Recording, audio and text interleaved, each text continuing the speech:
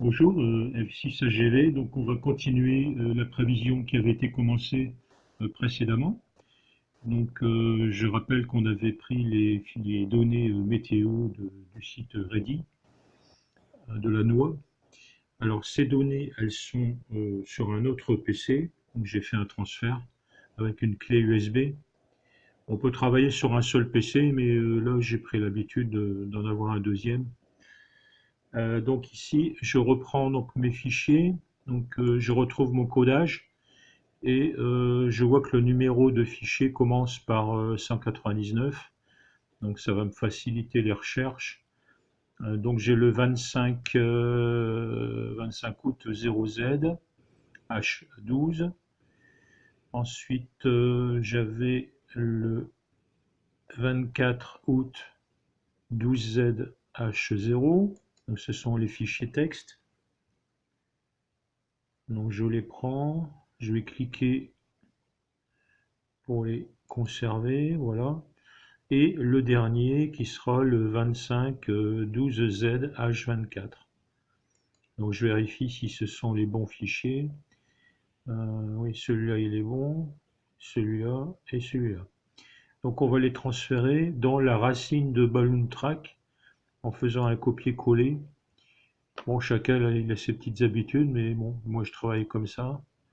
Donc on va dans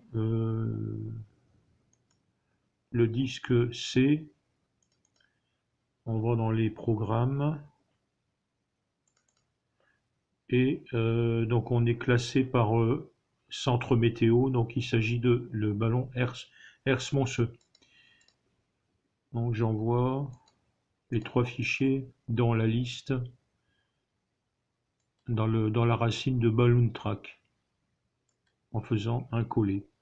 Donc les fichiers sont bien arrivés et on va pouvoir mettre en route le logiciel qui se trouve sur le bureau. Donc il suffit tout simplement de cliquer deux fois et on aura l'ouverture de la fenêtre de Balloon Track. Alors le Balloon Track il est déjà disons positionné, le setup. Donc c'est le setup où on a la vitesse de montée ici qui par expérience et par de nombreux tâtonnements ici actuellement est fixé à 280 mètres minute et à la montée et à la descente à 140 mètres minute.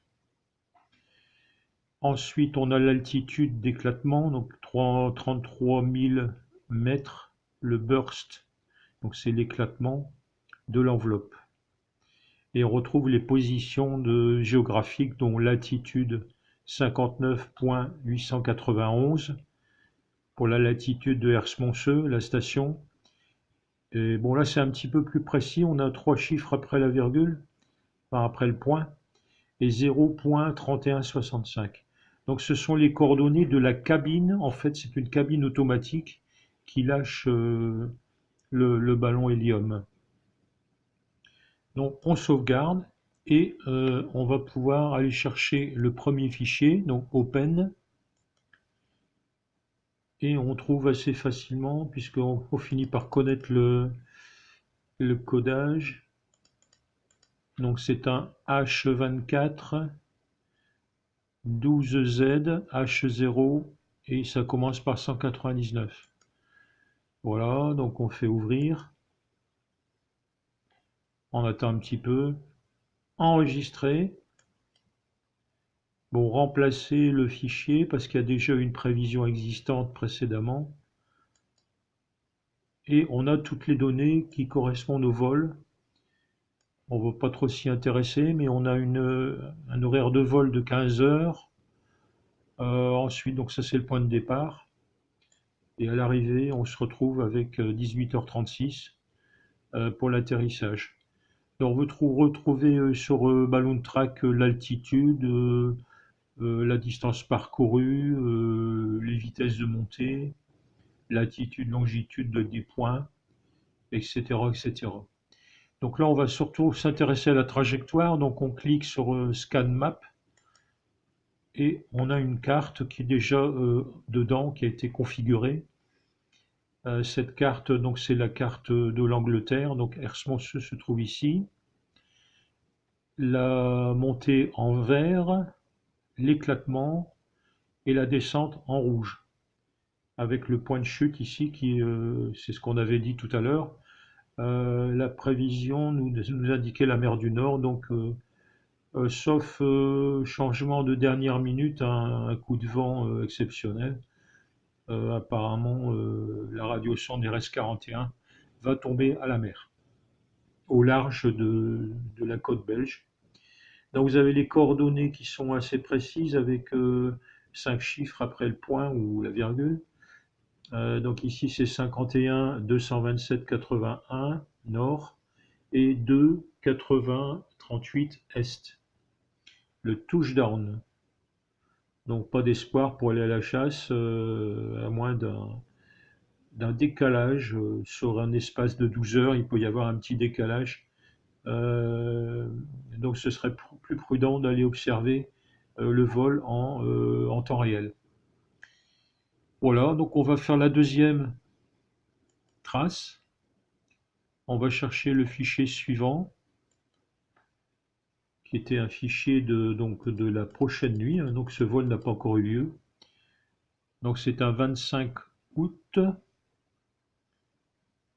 Voilà, il est là, donc 25 août 0Z, le vol de la nuit à H-12.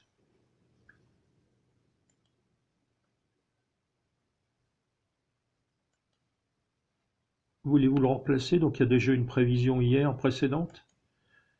Et on va regarder tout de suite la carte. Donc ce nouveau vol va, donc le vol de la nuit, va encore plus haut en latitude, 51.396,27. Et ici c'est un petit peu illisible. Alors si c'est illisible, vous pouvez retrouver les coordonnées ici, donc ça fait 2.4975. Donc je reviens à la carte, effectivement, il y a 49, 75, 5. Là on gagne un chiffre après la virgule, donc ça peut être intéressant d'avoir un chiffre supplémentaire.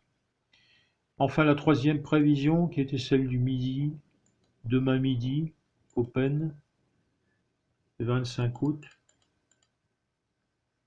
Donc c'est un vol 12Z à H24. Bon, la procédure est toujours la même. Donc là, comme la prévision n'a pas encore eu lieu, on passe directement au résultat avec la carte et on voit que le vol s'éloigne encore plus vers le nord. Donc, pas trop d'espoir pour aller à la chasse demain. Voilà les prévisions. Donc avec Balloon Track, vous voyez qu'on peut avoir 3 prévisions sur la même carte. Donc c'est intéressant de suivre un peu le mouvement. On sait que ça fait un peu le yo-yo. Donc la sonde va partir vers le nord et ou peut-être revenir en arrière vers le sud. Mais bon, ça prend un certain temps. Ça dépend s'il y a un anticyclone ou une dépression qui arrive ou les mouvements de l'atmosphère. Et ça, on n'a pas trop regardé la météo. On peut aussi s'intéresser à la météo et voir en coïncidence avec les prévisions comment ça va évoluer. Voilà, j'ai terminé pour cette première étude. Il reste à sauvegarder, donc on va faire la sauvegarde. Donc il y a un petit bouton qui est impression d'écran. On n'est pas obligé de sauvegarder, mais si on veut conserver une trace, donc j'utilise le Paint qui se trouve dans tous les PC en copier-coller. Et ça va être très rapide. On va recadrer les trajectoires. Bon, un petit peu parce qu'il y a des zones qui ne nous intéressent pas trop. Et on mettra tout ça en archive. Couper. Nouveau. Et coller. Voilà, la carte est faite. Alors j'ai l'habitude de mettre des petites flèches pour indiquer dans quel sens ça va. Donc là, on va partir de la première,